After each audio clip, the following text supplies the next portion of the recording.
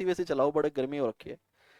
नहीं, एसी चलाओ यार, बड़ी गर्मी लग रही है। लो जी, आज हम एक आखिरी स्टैंडर्ड करने वाले हैं जिसका नाम है SA number 6 standard, using the work of another auditor. Using the work of another auditor. हमने एक एसए 610 किया था जिसका नाम क्या था, using the work of internal auditor. ऐसे 610 क्या बोलता है, using the work of internal auditor. आपने नहीं किया कोई बात नहीं, मैं बता रहा हूं। ऐसे 610 का नाम क्या है, using the work of internal auditor. 600 का नाम क्या है, using the work of other auditor. 620 का नाम क्या है पता है आपको, using the work of auditor expert. मतलब ऐसे 600 सीरीज जो बनी है वो बनी है जब एक ऑडिटर किसी दूसरे का काम यूज करता है। 600 बोलता है अदर ऑडिटर, 610 बोलता है इंटरनल ऑडिटर, 620 बोलता है एक्सपर्ट। अब यहां पे ये अनदर ऑडिटर क्या है वो समझिए। अनदर ऑडिटर का मतलब ये है कि आप मान लीजिए रिलायंस इंडस्ट्री का ऑडिट कर रहे हैं। किसका ऑडिट कर रहे हो बेटा, रिलायंस का, ठीक है। लेकिन रिलायंस की बहुत सारी क्या हैं, सब्सिडरीज हैं। रिलायंस के आप ऑडिटर हैं, आपका नाम है केपीएमजी, बट रिलायंस की बहुत सारी क्या है बेटा, कंपोनेंट्स हैं, ए बी सी। एक सिनेरियो तो ये हो सकता है कि आप इन सब्सिडरी के ऑडिटर हो, हाँ या ना, फिर तो मेरा ही काम हो गया। लेकिन ऐसा हो सकता है ए का ऑडिटर ईएनवाई हो, बी का भी ईएनवाई हो, सी का हो सकता है पीडब्ल्यूसी हो, मतलब कोई भी दूसरे ऑडिटर हो सकते हैं। क्या मैं रिलायंस होल्डिंग कंपनी का ऑडिटर केपीएमजी है मान लीजिए, तो क्या केपीएमजी कंपोनेंट के ऑडिट के बाद ही ऑडिट कर पाएगा या पहले कर लेगा, बाद में सर, क्योंकि कंसोलिडेशन होगा तो कहीं ना कहीं कंपोनेंट के फाइनेंशियल आके ऐड होंगे नंबर्स, यस और नो।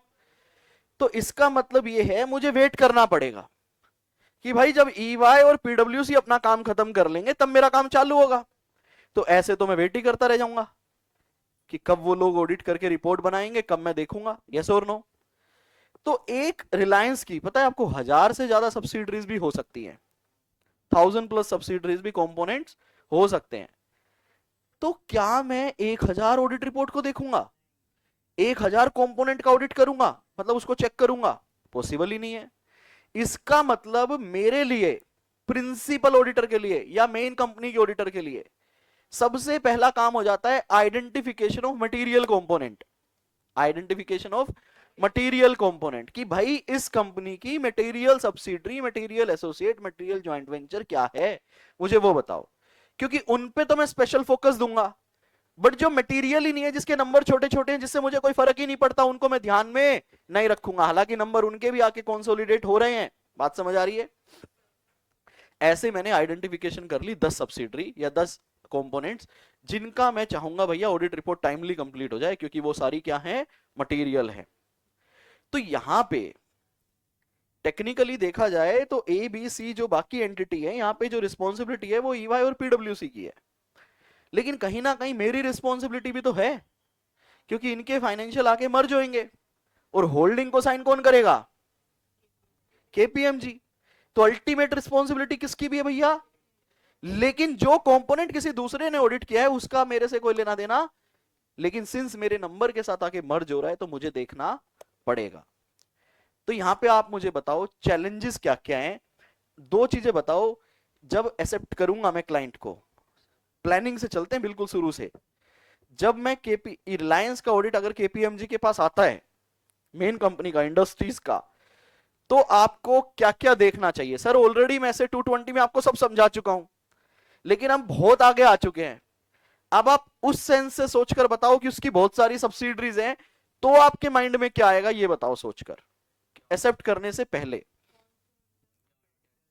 नंबर 1 सर उनके कौन कौन ऑडिटर्स हैं, और नेचर ऑफ बिजनेस, वही बाकी पॉइंट 220 वाले, क्या मेरे पास कॉम्पिटेंट है, स्किल है, रिसोर्सेज है, या मुझे नॉलेज भी है इस बिजनेस की।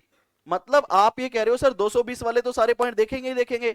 अब एडिशनल आपने कंपोनेंट की बात की तो एक पॉइंट हम एडिशनल डाल देते हैं, किसका, कंपोनेंट का, कि इनके कितने कंपोनेंट है, कितना पार्ट टोटल का ऐसा है जो कोई दूसरा बंदा ऑडिट करता है।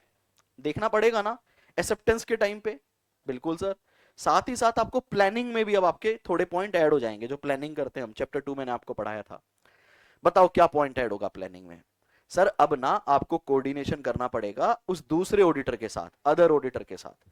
उसको बताना पड़ेगा भाई साहब आपकी रिपोर्ट मुझे यूज करनी है, तो प्लीज आप कृपा करके अपना ऑडिट इस टाइमलाइंस के हिसाब से आप कंप्लीट कर लेना। कम्युनिकेट करोगे या नहीं करोगे? ऑब्वियसली ये स्टैंडर्ड जो है ना, एसएससी स्टैंडर्ड, ये सिर्फ मेरे लिए नहीं बनाया गया कि प्रिंसिपल ऑडिटर, मेन ऑडिटर की रिस्पॉन्सिबिलिटी है ना। ये स्टैंडर्ड दोनों ऑडिटर को ध्यान में रखते हुए बनाया गया है। एक ऑडिटर काम को इस्तेमाल करेगा, दूसरा उसको प्रोवाइड करेगा। तो एसएससी स्टैंडर्ड दूसरे ऑडिटर को भी बोल रहा है, कंपोनेंट वाले ऑडिटर को, कि भाई साहब उसकी बात मानना, उसकी टाइमलाइंस के हिसाब से आपको काम करना पड़ेगा। मैं साथ ही साथ उससे पूछूंगा कि भाई साहब आपके स्कोप पे किसी तरह का कोई लिमिटेशन तो नहीं है? हालांकि आपको पता है स्टैट ऑडिटर का स्कोप स्टैट्यूट डिसाइड करता है, मैनेजमेंट रिस्ट्रिक्शन नहीं लगा सकती, लेकिन फिर भी फॉर्मली मैं पूछूंगा कि आपके काम पे किसी तरह का कोई लिमिटेशन तो। साथ ही साथ अगर मान लो सिंस मैं होल्डिंग कंपनी का ऑडिटर हूं, मेन ऑडिटर हूं, मैं उसे गाइड कर सकता हूं, उसे बता सकता हूं कि ये कुछ सिग्निफिकेंट एरियाज है, इनको आप ध्यान से देख लेना। बात समझ आ रही है? समझ आ रही है बात? तो वो उन एरियाज को देख लेगा। साथ ही साथ क्या मैं उसके वर्क पेपर मांग सकता हूं कि भैया अपने वर्क पेपर मुझे दे दे? नहीं, कभी भी नहीं। वर्क पेपर उसकी प्रॉपर्टी है, आप उसके ऊपर रिलाय करो, क्योंकि अल्टीमेट उस कंपनी की रिस्पॉन्सिबिलिटी आपकी है, उसकी है, कंपोनेंट ऑडिटर की है। तो सर मैं जानना चाहता हूं उसने क्या क्या काम किया, ये तो मेरा अधिकार है सर, क्योंकि मैं भी तो साइन कर रहा हूं। माना मैं वर्क पेपर नहीं मांग सकता, लेकिन मेरे को ये तो राइट होना चाहिए, मैं उससे पूछ लूं भाई तुमने क्या क्या काम किया जरा बता दो, कंट्रोल चेक किए हैं नहीं किए हैं, सब्सटैंडिव ऑडिट प्रोसीजर में एनालिटिकल, इतना तो मेरे को राइट दो कम से कम। ठीक है, ठीक है, you can ask what audit procedure he performed. उसके वर्क पेपर नहीं मांगोगे, कैसे किया, क्या किया, ये पूछ सकते हो। तो एक काम करो, याद है हम क्लाइंट को जब कंट्रोल चेक करते थे तो मैंने आपको चेकलिस्ट क्वेश्चनेयर समझाया था कि एक क्वेश्चनेयर से क्लाइंट से पूछ लो कि आपके यहाँ पे ऐसा ऐसा होता है क्या। तो प्रिंसिपल ऑडिटर भाई साहब, मेन ऑडिटर, आप एक काम करो, एक क्वेश्चनेयर बना लो आप, और उस क्वेश्चनेयर में अपने जितने क्वेश्चन पूछने हैं पूछ लो, और वो किसको दे दो? कंपोनेंट के ऑडिटर को। वो फिल करके दे देगा मैंने ये काम किया है, आप उससे उसके वर्क पेपर डिमांड नहीं करेंगे। बात समझ आई? तो उससे आपको आइडिया लग जाएगा भाई साहब इतने सारे काम कर रखे हैं। अगर आपको लगे कि उसने कुछ काम नहीं किया तो आप उसे गाइड कर दो कि भाई ये सिग्निफिकेंट एरियाज है, इन पे काम थोड़ा एडिशनल कर लेना। या फिर सामने वाला मान लो नहीं कर रहा है, या उसका काम आपको समझ नहीं आ रहा है, आप खुद जाके कर लो, आप अपने बिहाफ पे किसी दूसरे ऑडिटर को भेज दो। अल्टीमेट रिस्पॉन्सिबिलिटी आपकी रहेगी, आप उसके वर्क पेपर नहीं मांगोगे। समझ आया स्टैंडर्ड? तो इसका मतलब एक्सेप्टेंस के टाइम पे भी थोड़ी सी चीजें देखनी पड़ेंगी, प्लानिंग के टाइम पे भी थोड़ी चीजें देखनी पड़ेगी, एग्जीक्यूशन में भी उसको गाइड करना पड़ेगा, रिपोर्टिंग की बात आ जाती है। चारों चारों एरिया कवर किया मैंने। प्लानिंग पे भी डिस्कस किया हमने छोटा सा, प्लानिंग एक्सेप्टेंस, सॉरी एक्सेप्टेंस पे डिस्कशन किया, प्लानिंग पे डिस्कशन किया, एग्जीक्यूशन की बात हुई, आखिरी क्या बचा? रिपोर्टिंग। अब मैं ऑडिट रिपोर्ट बनाऊंगा, कंसोलिडेशन, कंसोलिडेशन। तो आपको लगता है मुझे बताना चाहिए कि ऐसा 100% में से ऐसा कितना पोर्शन है जो दूसरे लोगों ने ऑडिट किया है? बताना चाहिए ना। तो एक बात तो आप ये मेंशन करोगे। दूसरा आपको ये भी बताना चाहिए कि उस बैलेंस पोर्शन में जिसके दूसरे ऑडिटर थे, आपने कितने का काम कंसीडर किया है, कितनों की अंडरस्टैंडिंग ली और कितनों को आपने छोड़ दिया है, मतलब कितने कंपोनेंट को आपने मटेरियल डिसाइड किया और कितने परसेंट को आपने मटेरियल डिसाइड, ये भी आपको क्या करना चाहिए? मेंशन करना चाहिए। करना चाहिए नहीं करना चाहिए? तो 4 पार्ट हो गए। देखते हैं, 1 पेज का स्टैंडर्ड है, बहुत छोटा सा है, 3 से 4 क्वेश्चन बनते हैं और बहुत वन लाइनर पॉइंट है। सबसे अच्छी बात यह है, ऐसे नंबर 600,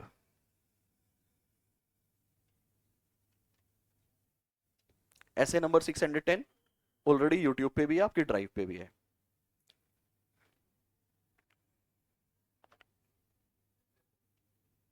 ऐसे 710 जो करेंगे बेटा, लिख लो इसके साथ, हम इसको करेंगे ऐसे नंबर 510 के साथ, ठीक है? उसके साथ होगा ये ऐसे 700 सीरीज है, बस इसलिए यहां रखा हुआ है। लो जी, ऐसे 600 का नाम क्या है? Using the work of another auditor. और 610 का क्या नाम है? Using the work of internal auditor. 620 का क्या नाम है? Using the work of expert. Using the work common है, another auditor, internal auditor, expert. 600, 610, 620। Clear?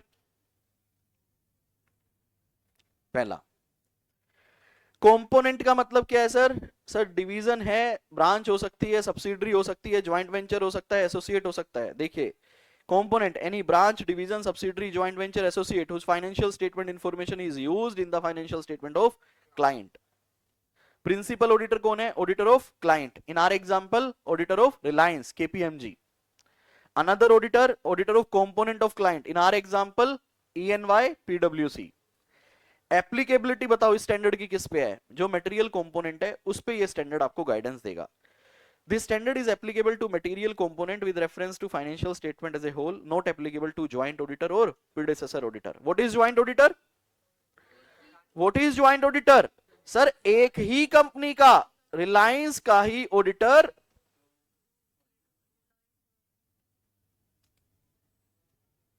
Reliance का ऑडिट जो है वो दो लोग मिलकर कर रहे हैं, केपीएमजी एंड ईएनवाई, तो लगेगा एसए 299 ज्वाइंट ऑडिट। यहां पे क्या हो रहा था? रिलायंस एक कंपनी है, उसकी सब्सिडरी एसोसिएट के ऑडिटर अलग हैं, तो क्या लगेगा? एसए 600। एक ही कंपनी के दो ऑडिटर है, ज्वाइंट ऑडिट हो रहा है 299। ठीक है, not applicable to joint audit, वहां लगेगा ऐसे 299। प्रीडिसेसर ऑडिटर मतलब पिछले साल के ऑडिटर कोई दूसरे थे, ऐसे केस में बेटा हमें जो गाइडेंस देता है वो देता है एसए नंबर 510। क्लियर? लो जी, पहला question, question number 1, factors to be consider while accepting position of a principal auditor। बताओ बेटा कौन से स्टैंडर्ड के साथ लिंकिंग करोगे? एक्सेप्टेंस की बात किस स्टैंडर्ड में पढ़ते हो?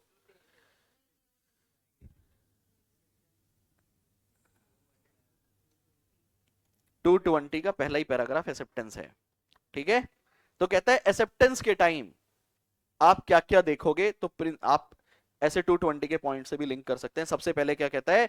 मटीरियलिटी देखिए of the portion of the financial information which the principal auditor audit.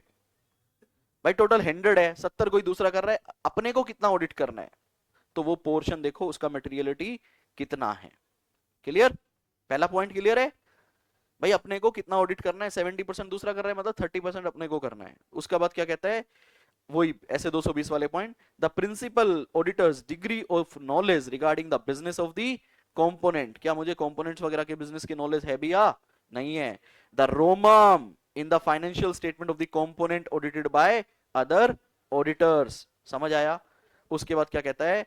The performance of additional procedure as set out in the SAs regarding the component audited by other auditor resulting in the principal auditor having significant participation in such audit। कह रहे other assess भी आपको guidance देंगे, आपको इस एसे की requirement भी पूरी करनी है, लेकिन आपने ना दूसरे कंपोनेंट में भी क्या करना है? सिग्निफिकेंट पार्टिसिपेशन करना है। क्यों करना है? क्योंकि अल्टीमेट साइनिंग कौन कर रहा है होल्डिंग का? मैं कर रहा हूं। तो बेटा बताओ एक्सेप्टेंस के टाइम पे कौन कौन से 4 पॉइंट आए? मटीरियलिटी ऑफ द पोर्शन, ठीक है, उसके बाद आपने कंपोनेंट के अंदर दो बातें देखनी है। कंपोनेंट में दो बातें देखनी है, क्या हमें प्रिंसिपल ऑडिटर को उस कंपोनेंट की क्या है?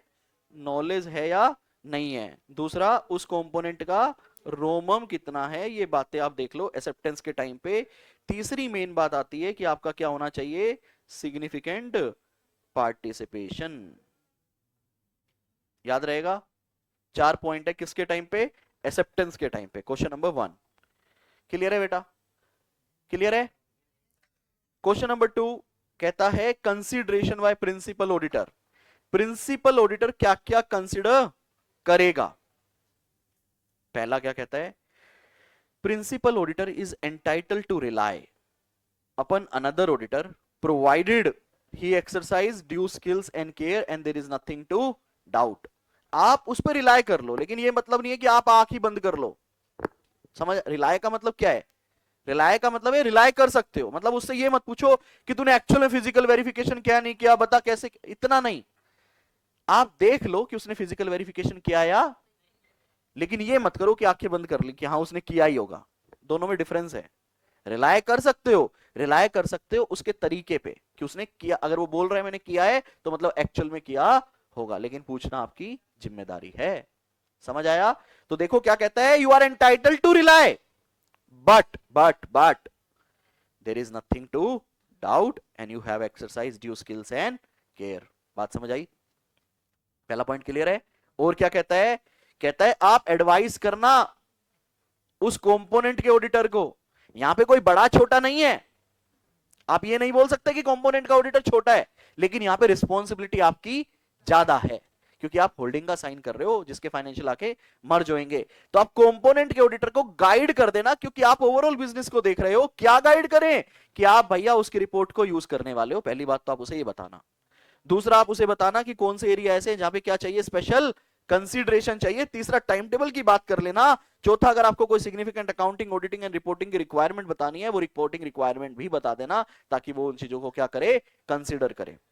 तो आपने क्या क्या गाइड किया बेटा, क्या क्या एडवाइस किया कि आप उसकी रिपोर्ट को यूज करोगे। Area that require special audit consideration, time table, significant accounting, auditing and reporting की रिक्वायरमेंट्स, वो भी आप उसे बता दो ताकि वो उस चीज को इंक्लूड कर ले। समझ आया? तो पहला पॉइंट क्या कहता है कि you can rely but there is nothing to doubt and you exercise due skills and care. दूसरा क्या कहता है, आप एडवाइस करो। किस चीज के लिए एडवाइस करें कि भाई we will use your report, ये एरिया ऐसे हैं जहां पे आपको स्पेशल ऑडिट कंसीडरेशन लगाना है, मतलब ध्यान रखना है, जैसे रिलेटेड पार्टी, गोइंग कंसर्न, बाकी सब, टाइम टेबल और सिग्निफिकेंट अकाउंटिंग रिपोर्टिंग रिक्वायरमेंट। समझ आए? दो पॉइंट। आगे कह रहा है प्रिंसिपल ऑडिटर को पूछना चाहिए क्या आपके काम पे किसी तरह का कोई लिमिटेशन है या नहीं है।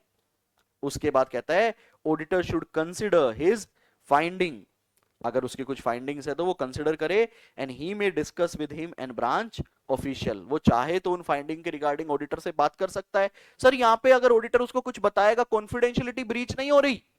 नहीं, क्योंकि ये प्रिंसिपल ऑडिटर है, इसके पास तो ऑलरेडी कंपनी का सारा डेटा है, वर्क पेपर उसके हैं, ये मांगे तो वो दे सकता है, कॉन्फिडेंशियलिटी तब भी ब्रीच नहीं होगी, मैं डिमांड नहीं कर सकता। दोनों में फर्क है। ऐसे ही क्लाइंट अगर कोई चीज देखना चाहे वो दिखा सकता है, कॉन्फिडेंशियलिटी ब्रीच क्लाइंट डिमांड नहीं कर सकता। बात समझ आ रही है? कह रहा है ऑडिटर उससे उसकी फाइंडिंग को डिस्कस करेगा, और अगर डिटेल में डिस्कशन करना है तो उससे भी बात कर सकता है, या जो ब्रांच है, जो कंपोनेंट है, उसके ऑफिसर से भी, उसके एम्प्लॉय से भी बात कर सकता है। अच्छा एक बात बताओ, प्रिंसिपल ऑडिटर क्या ब्रांच पे जा सकता है, मतलब जिसके दूसरे ऑडिटर हैं? जी हाँ, बिल्कुल जा सकते हैं। उसके बाद क्या कहता है, principal auditor may require another auditor to submit a questionnaire with reference to work perform by him. भाई ये क्वेश्चनियर बना दिया, बता दे जरा तूने ये काम किए हैं या नहीं है। उसके बाद क्या कहता है, प्रिंसिपल ऑडिटर को मजा नहीं आ रहा उसके क्वेश्चनियर में, किसने कोई काम छोड़ दिए हैं, तो principal auditor may require supplement test to be perform by a another auditor और बाय हिमसेल्फ। भाई क्वेश्चनियर में मेरे को नहीं समझ आ रहा है यार, इस बंदे ने 4 काम नहीं किए। अब मैं उसको बोल सकता हूं भाई सिग्निफिकेंट मैटर कर ले, लेकिन वो ना करे तो वो कहे नहीं जी हमारे हिसाब से तो मेटेरियलिटी के हिसाब से जरूरत ही नहीं है, बट मुझे लग रहा है जरूरत है, तो मैं खुद कर लूंगा या अपने बिहाफ पे किसी और को, किसी और से करवा लूंगा। समझ आया? In case of foreign component, विदेशी कंपनी है, विदेशी सब्सिडरी है, तो उसके ऑडिटर तो बेटा, जैसे यूएस में अगर कोई सब्सिडरी है तो यूएस का ऑडिट कौन करेगा? चार्टर्ड अकाउंटेंट कर सकता है क्या? नहीं, हम तो सिर्फ इंडियन कंपनी का कर सकते हैं, सीपीए, सर्टिफाइड पब्लिक अकाउंटेंट। तो अब सर्टिफाइड पब्लिक अकाउंटेंट कर रहा है तो मतलब सही है। कैसे सही है? बिकॉज हमें पता है वो यूएस में कॉम्पिटेंट है। अगर कोई ऑडिट कर रहा है तो आपको कंसिडर करना होगा उसकी क्वालिफिकेशन एंड उसका एक्सपीरियंस। समझ आई बात? यस और नो? अगर ये बेटा स्पेशल पॉइंट स्टार्ट हो गए यहां से यूनिक, अगर उसकी ऑडिट रिपोर्ट में, कंपोनेंट की ऑडिट रिपोर्ट में कोई मॉडिफिकेशन है, तो क्या मुझे उसका इंपैक्ट देखना चाहिए? बिल्कुल देखना होगा। If there is a modification in another auditor report, principal auditor should consider whether modification in his report is required or not। भाई हो सकता है 60%, मैं 100% का ऑडिट करने आया, जिसका 70% तो सब्सिडरी बिजनेस कर रही है, जिसके ऑडिटर अलग हैं, और उस सब्सिडरी की ऑडिट रिपोर्ट एडवर्स है, तो आपको लगता है मैं 100% का ट्रू एंड फेयर रिव्यू दूंगा? नहीं ना, तो आपको उसकी ऑडिट रिपोर्ट का इंपैक्ट भी देखना पड़ेगा। बेटा बताओ, रिवाइज करवाओ, प्रिंसिपल ऑडिटर क्या क्या कंसिडर करेगा। नंबर 1 कहता है you can entitle to rely on his audit report provided you exercise due skills and care and there is nothing to doubt. दूसरा कहता है एडवाइस कर देना कि भाई हम आपकी रिपोर्ट को यूज करेंगे, these are the area required special audit consideration, time table, significant accounting auditing and reporting requirement. उसके बाद आप पूछो कोई लिमिटेशन ऑन वर्क है या नहीं है, उसकी फाइंडिंग उसको डिस्कस कर लो। आप सबमिट करवा सकते हो क्वेश्चनेयर, क्वेश्चनेयर में कुछ ना समझ आए तो सप्लीमेंट टेस्ट कर सकते हो, या तो खुद या किसी दूसरे से। फॉरेन कंपोनेंट में आप क्वालिफिकेशन देखोगे, एक्सपीरियंस देखोगे, मॉडिफिकेशन को कंसिडर करोगे। समझ आया? This will be your question number 2। बेटा याद करने सारे क्वेश्चन, यहाँ जजमेंट नहीं चलेगा, ध्यान रखना। जजमेंटल क्वेश्चन नहीं है ये कि अपने मन से लिख दिया कुछ भी बना के। तीसरा question, role of auditor of a parent company. Parent company मतलब मेन कंपनी, उसका क्या रोल है? तो सेम पॉइंट एज अबव, हाँ या ना? मैंने लिखा भी है, all point from consideration by principal auditor. दिख रहा है? पढ़ो जी। तो क्या कहता है देखिए, तो कहीं ना कहीं सेकंड क्वेश्चन और थर्ड क्वेश्चन सेम है। वहां कंसिडरेशन पूछ रहा है, यहाँ पे रोल पूछ रहा है, एक ही तो बात है। कान ऐसे पकड़ लो या ऐसे पकड़ लो। क्या कहता है देखिए, कहता है कंसीडर करो professional competence of other auditor. ये तो आपने पढ़ लिया था ना ऊपर, है ना? If other auditor not a member of ICI, वहां क्या लिख दिया? Foreign component. उसके बाद कहता है visit component and examine books of account, वहां भी ये पॉइंट कि अगर आपको उसके पॉइंट ऑफ ना दिखे तो आप सप्लीमेंट टेस्ट कर सकते हो। तीसरा कहता है obtain sufficient appropriate evidence that the work of other auditor is adequate for the principal auditor purpose. आप देख लो उसकी रिपोर्ट वगैरह वो सही है या नहीं है, क्वेश्चनर देख लो। Discuss audit procedure apply by the other auditor, वहां भी है कि डिस्कस कर लो उसके साथ प्लस ऑफिशियल्स के साथ। Review A return summary of other auditor procedure and finding through questionnaire, भाई क्वेश्चनियर के थ्रू उसके काम देख लो क्या क्या किया है उसने। सिग्निफिकेंट फाइंडिंग को कंसिडर करो और डिस्कस करो, तो ये भी पॉइंट सेम है। परफॉर्म सप्लीमेंट टेस्ट, ये भी सेम है। तो बेटा काट दूं क्या? काट देते हैं, बिल्कुल सेम है, हाँ या ना? क्यों पढ़ना पड़ेगा, पॉइंट सारे सेम है।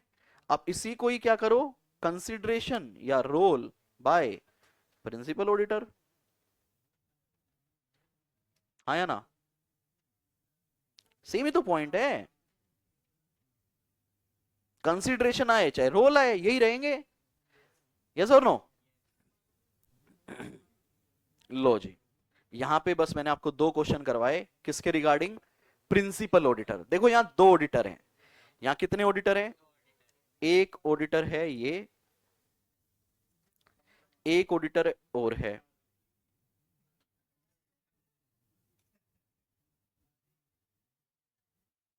ठीक है, एक ऑडिटर और है। ये कौन सा ऑडिटर है? रिलायंस का। ये कौन सा ऑडिटर है? सबसी। इसके कितने क्वेश्चन देख लिए? दो क्वेश्चन। अब बात करेंगे किसकी? कंपोनेंट के ऑडिटर की। Role of auditor of subsidiary company, एक बार रोल देख लिया किसका? पेरेंट का। 8-9 पॉइंट कह रहा है भैया, जो उसने टाइम टेबल दिया उसको एडहेरेंस कर लेना, बात मान लेना। Bringing to the attention of principal auditor of any significant finding, तो इसका मतलब अगर आपने प्रिंसिपल ऑडिटर वाले पॉइंट कर दिए तो वही सारे पॉइंट चिपका देंगे, एक बात लिख देंगे, भैया उसकी बात माननी है, अडहेरेंस करना है।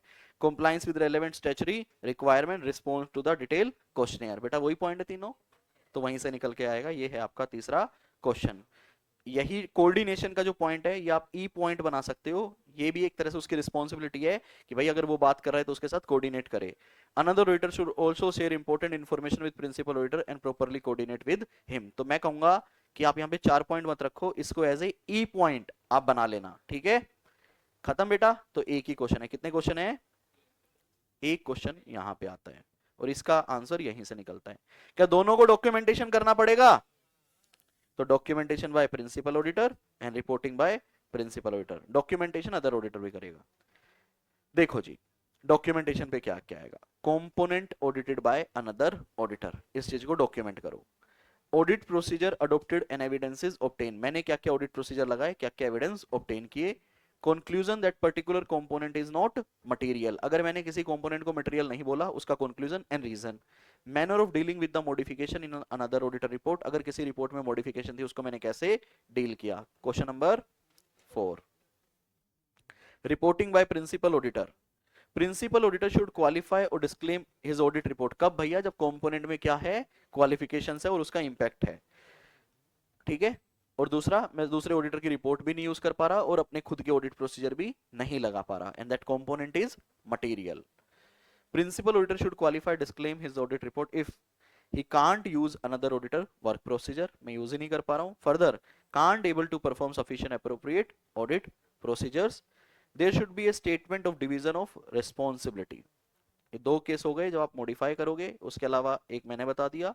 उसके अलावा कहता है आप रिपोर्ट में क्या डालोगे? Division of responsibility in principle auditor report by showing extent to which financial statement of component audited by another auditor has been included in the financial statement of entity. भाई इतना पोर्शन किसी और ने audit किया है, ये आपको mention करना पड़ेगा. Question number 5. इंपॉर्टेंट कौन सा क्वेश्चन है बेटा? इंपॉर्टेंट बताओ कौन सा है? कंसिडरेशन. ठीक है, ये था आपका ऐसे नंबर 600.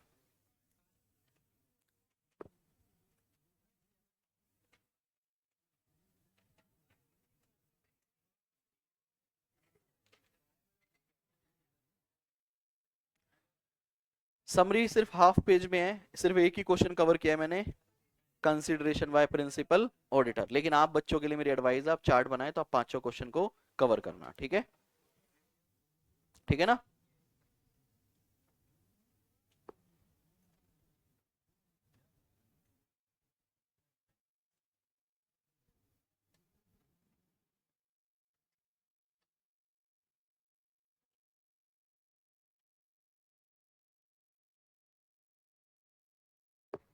क्वेश्चन बैंक देखते हैं,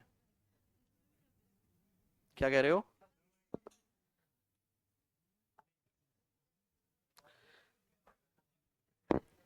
लो जी,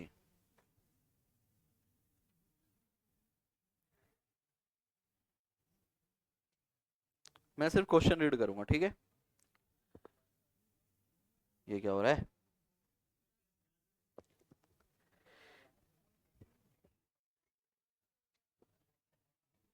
ये क्या मजाक चल रहा है यार?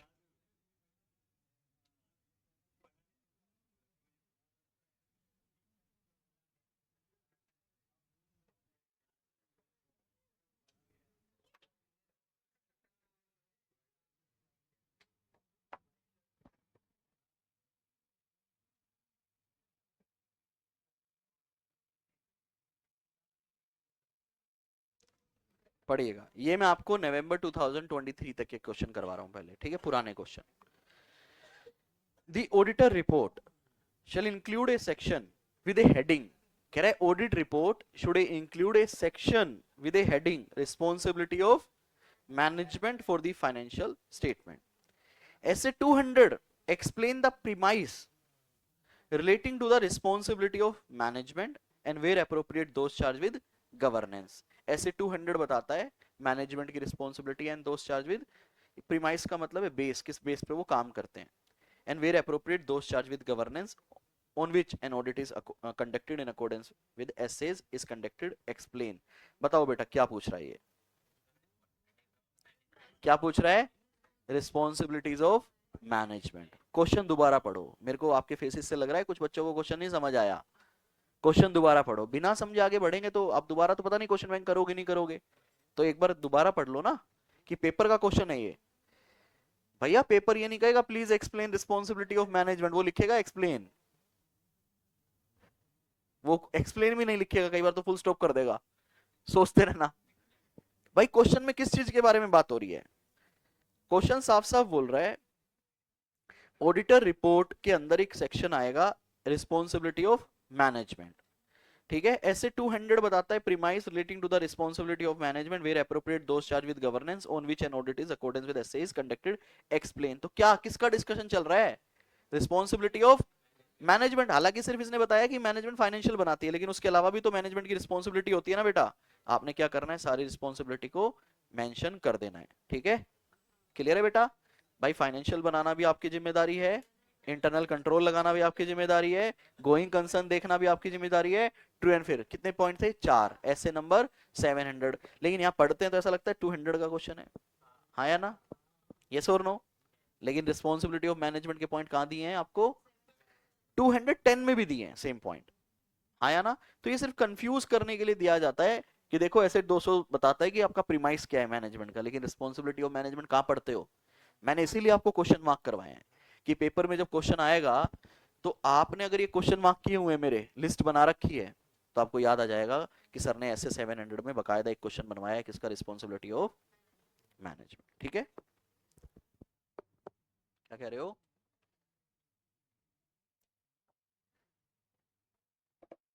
समझ आया आपको ये क्वेश्चन? पक्का इंपॉर्टेंट क्वेश्चन है, ध्यान रखना।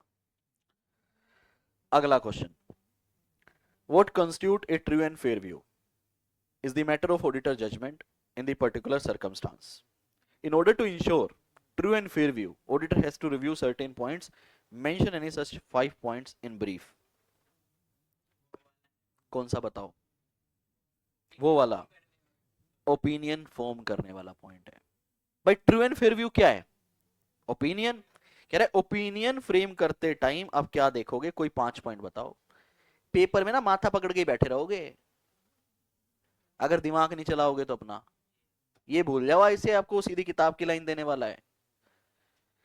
पूछ वही बात रहा है, बस ओपिनियन की जगह उसने क्या लिख दिया,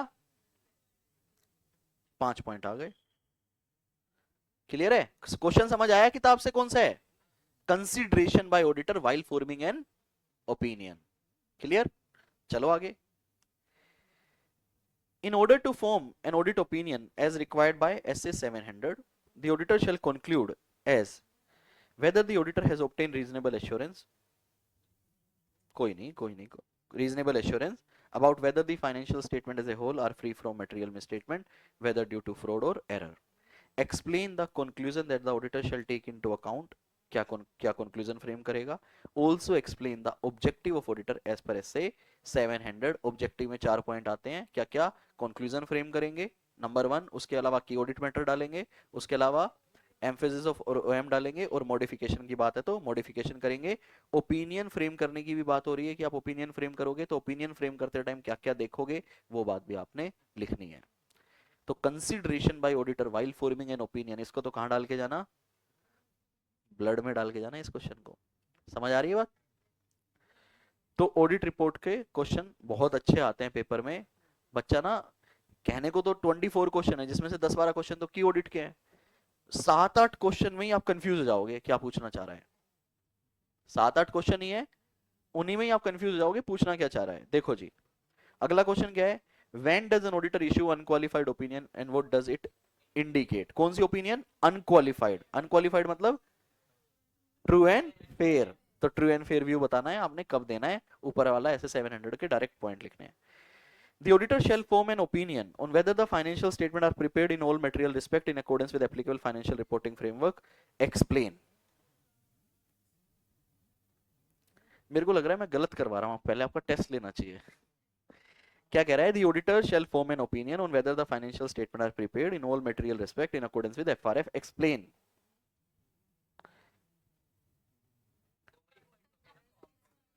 बस दिमाग लगाओ ना यार, क्वेश्चन में ही आंसर छिपा है।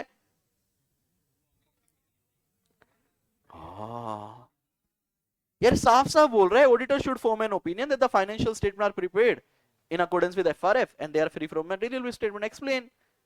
फॉर्म एन ओपिनियन है भैया, हम ओपिनियन फॉर्म करेंगे कि फाइनेंशियल फ्री है मटेरियल मिस्टेक, कब फॉर्म करोगे? एक्सप्लेन। पॉइंट लिख दो सेम। हाँ या ना? सर 3 ही पॉइंट है, आप 7 लिखो ना, किसने मना किया है? समझ आया क्वेश्चन? समझ आया? क्वेश्चन कोई भी ना समझ आए पेपर में, चुपचाप फॉर्म एन ओपिनियन लिख के आ जाना। समझ आ रही है मेरी बात? ओपिनियन का क्वेश्चन तुम नहीं समझ पा रहे तो फॉर्म एन ओपिनियन के पॉइंट तो लिख ही देना। क्लियर है? सर ये तो आप रटवा रहे हो, क्या करें?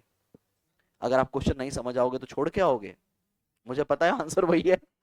क्लियर है? तो देखो क्वेश्चन अनेक, आंसर एक। अगला question, explain the purpose of communicating KAM. ऐसे 701 का पर्पज, 4 पॉइंट थे, आप पॉइंट फॉर्म में लिखेंगे। अगला question, communicating CAM is not a substitute for disclosure in the financial statement. Rather, communicating key audit matter in the audit report is in the context of auditor having formed an opinion on the financial statement as a whole. Analyze. बताओ, audit की audit matter is not a substitute, ये disclosure बोल रहे हैं, आपको चारों बताने हैं। आपने कीवर्ड पकड़ना है क्वेश्चन का, उसके बाद क्वेश्चन को मार दो काटा और अपना आंसर लिख दो। तो की audit matter is not a substitute, point डालो, काम खत्म।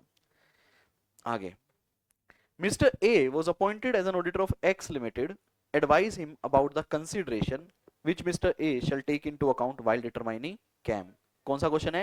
Determining CAM.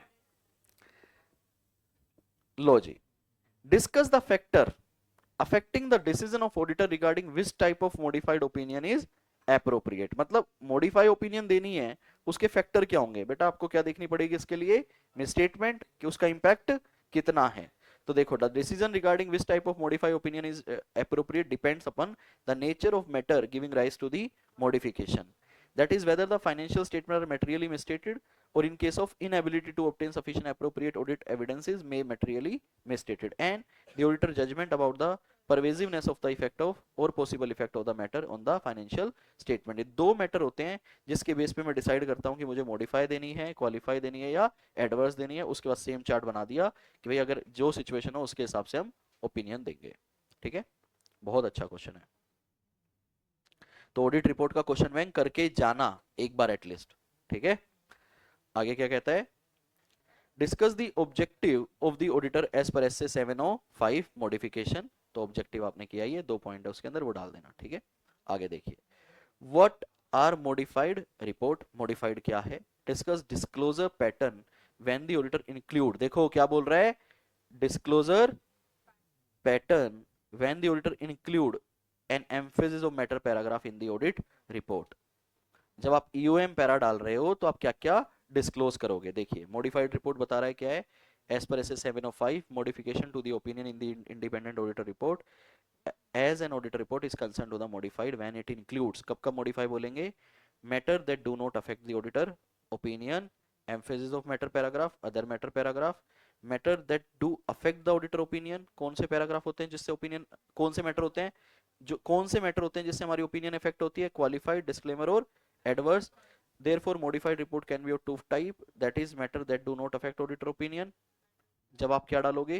EOM और OM, और एक मैटर जो ऑडिटर ओपिनियन को अफेक्ट करे। तो ये क्वेश्चन भी आप करके जाइएगा प्लीज।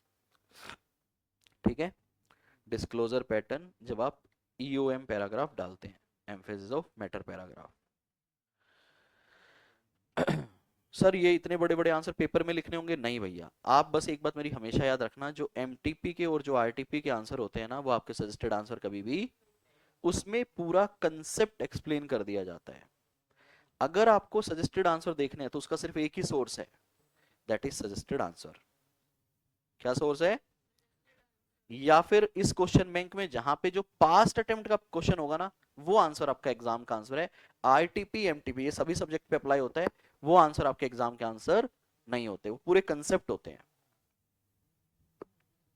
लो जी, कब कब आप दोगे circumstances which lead to any of the following? क्या? Modification of opinion, disclaimer, adverse और क्वालिफाई। तो आपने बताना है, चारों आ गई, चारों की डेफिनेशन देनी है आपने, कब कब आप दोगे। उसके बाद क्या कहता है? सेम है क्या? The auditor report is considered to be modified under, same है बेटा, ये क्वेश्चन ही रिमूव होना चाहिए। 706 क्या कहता है? Define emphasis of matter paragraph and how it should be disclosed in the independent auditor report. Emphasis of matter paragraph क्या होता है और इसको कैसे डिस्क्लोज करोगे? क्लियर? क्लियर है? आंसर आप खुद रीड करना, मैं आंसर नहीं रीड कर रहा, मैं सिर्फ क्वेश्चन रीड कर रहा हूं कि कोई अच्छा क्वेश्चन आए तो। Define emphasis of matter paragraph, वापस से ईओएम पैरा क्या है? When the auditor shall include any EOM paragraph in the auditor report, कब आप इंक्लूड करना चाहोगे? Also explain how the auditor would include an EOM paragraph in the audit report, कैसे आप इंक्लूड करोगे? How? ये वाला पोर्शन जो है ना, ये वाले 3 पॉइंट, ये आप अलग से मेंशन कर लेना कि आपको कैसे इंक्लूड करना है। हालांकि आपने रिलायंस की रिपोर्ट देख ली, उसमें ईओएम पैरा तो नहीं था, कौन सा पैरा था? अदर मैटर पैरा था, तो उसमें आपने रेफरेंस भी दिया था। फाइनेंशियल ईओएम पैरा में रेफरेंस दोगे फाइनेंशियल का? ईओएम पैरा, एक सेकेंड बेटा, एक second, EOM para, EOM para कब जाता है? जब मैटर फाइनेंशियल है। अगर वो मैटर मैं अपने पैराग्राफ में एक्सप्लेन कर रहा हूं तो मुझे रेफरेंस देना पड़ेगा। तो ये बता रहा है कि किस तरह से ड्राफ्ट करोगे। तो ये क्वेश्चन एक बार आप रीड जरूर कर लेना, क्वेश्चन नंबर 15। ठीक है, 710 आप, ये मैंने नहीं करवाया इसको, और ये एडिशनल क्वेश्चन है। पहला क्या आता है, जनरल पर्पस फाइनेंशियल स्टेटमेंट क्या होते हैं। मैंने दो तरह के बताए आपको, जनरल और स्पेशल, ठीक है, और उसमें एक कॉम्प्लायंस फ्रेमवर्क। उसके बाद क्या कहता है, element of auditor report. Element मतलब क्या क्या ऑडिट रिपोर्ट में आएगा, ठीक है। The audit report shall include a section directly following the opinion section। कह रहा है ऑडिट रिपोर्ट में एक सेक्शन आएगा, यही बता रहा है कहां पे, ओपिनियन सेक्शन के बाद, with the heading basis of opinion, heading भी बता रहा है। Explain what is included in basis of opinion section. Basis of opinion में क्या क्या आएगा, 5 पॉइंट मार्क करवाएं आपको, वो आएंगे। हालांकि हमने पूरा ही ऑडिट रिपोर्ट आपकी SS 700 का सारे एलिमेंट यहाँ डाल दिए। हाँ, question number 20। The auditor shall evaluate whether the financial statements are prepared in accordance with the requirement of FRF. This evaluation shall include consideration of the qualitative aspect of the entity accounting practice, including indicator of possible bias in management judgment. Advise about the qualitative aspect of the entity accounting practice, including indicator। ये अभी मैंने आपको करवाना है, ये मैंने अभी आपको नहीं करवाया है कि आप क्या क्या कंसिडर करोगे। ये मैं आपके अभी आपको जो बाकी से करवाऊंगा 540 वगैरह, उसके साथ करवाएंगे। तो आ गया ना रेफरेंस 540। तो ये क्वेश्चन यहाँ पे होना नहीं चाहिए, यहाँ लिख लो SA 540, SA 540। बेटा मैं लिख रहा हूँ ना, मेरे पास रहेगी ये PDF। उसके बाद कहता है an auditor is required to make specific evaluation, an auditor is required to make specific evaluation while forming an opinion in audit report। state them। opinion जब आप फ्रेम कर रहे हो तब क्या क्या इवेल्युएट करोगे। सेम क्वेश्चन है हमारा। The requirement of SA, the requirement of SA 700 are aimed at addressing an appropriate balance between the need for consistency and comparability of audit report globally। ये मैं आपको अलग से करवाऊंगा बाद में, ये बहुत अच्छा क्वेश्चन है। तो जो भी क्वेश्चन मेरे को सही लग रहे हैं, या तो मैं उनको स्टार मार्क कर रहा हूँ या मैं राउंड ऑफ कर रहा हूँ, that will discuss later on. Question number बेटा, नए क्वेश्चन बैंक जो आपको मिलेगा उसमें चेंज होंगे, चेंज होंगे उसमें, ठीक है, इसलिए मैं मार्क कर रहा हूँ, don't worry. See, Guru is in the process of preparing the final audit report of JPA Private Limited and would like to disclaim his opinion। क्या करने वाला है, on the financial statement due to inability to obtain sufficient appropriate audit evidence, how CA Guru shall amend the description of auditor responsibility। किसको change करने की बात हो रही है, तो आप बताओगे कि डिस्क्रिप्शन ऑफ ऑडिट रिस्पॉन्सिबिलिटी में क्या क्या चेंज होगा डिस्क्लेमर के केस में। ये एग्जाम का क्वेश्चन है, 3 पॉइंट दिए, काम खत्म कर दिया। लास्ट लास्ट क्वेश्चन है, और भी है, और भी है भाई अभी तो। 26 है। Delightful Limited is a company engaged in the production of smelly balls. During the financial year 2021, the company transferred its accounts to a computerized system, SAP, from manual system of accounts. Since the employee of the company were not well versed with the SAP system, there were many errors in the accounting during the transition period। मतलब पुराने से नए पे transfer कर रहे हैं, काफी errors हो रही हैं। As such, the statutory auditor of the company may not be able to extract correct data and report from the system। गलत रिपोर्ट्स निकल रही हैं, मतलब आईपी टेस्टिंग सही नहीं है। Such data was not supportive in providing the requisite information to the audit team। जो data आ रहा है वो हमारे लिए सही नहीं है, मतलब we are not able to form an opinion on the basis of available data। Link कर पाए। The auditor believed that the possible effect on the financial statement of undetected misstatement could be both material and कौन सी। अब आप देखो ये scenario अब आज हमने पढ़ा है, पहले हमने रीड एविडेंसेस ऑब्टेन भी हो गए, but we are unable to form an opinion. तो यहाँ पे क्या जाएगा, तो देखो यहाँ पे इसने बताया नहीं ना, डिस्क्लेमर जाएगा, नहीं बताया ना। Explain the kind of audit report that the statutory of the company should issue in this case. तो आपने क्या बोलना है, डिस्क्लेमर ऑफ ओपिनियन, और उसको एक्सप्लेन करना है कि वो क्या होता है, ठीक है, डिस्क्लेमर ऑफ ओपिनियन को। The person conducting the audit should take care to ensure that the financial statement should not mislead anybody। कौन सा क्वेश्चन है, चैप्टर नंबर 1 का है, ठीक है।